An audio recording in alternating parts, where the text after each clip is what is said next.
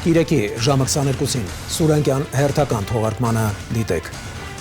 Եկեղեցում տեղի ունեցած աղմկարույց միջադեպն ու մեղավորության հարցում միասնական ընկալման բացակայությունը, դատարանի վճռը տարընթերցումների պատճառ կամ իրավականի ու բարոյականի արանքում։ Նրա ելքն այստեղից այնքան էլ հանդարտ չեղավ։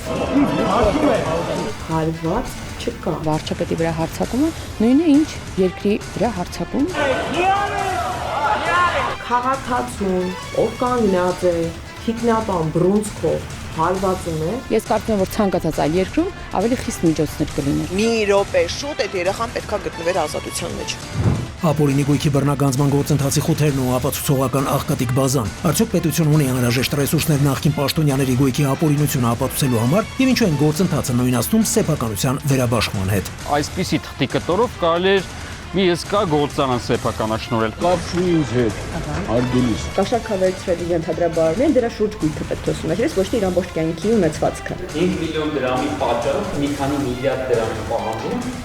Այո։ Հանրագումարը շուրջ 291 միլիարդ 726 միլիոն դրամ է կազմում։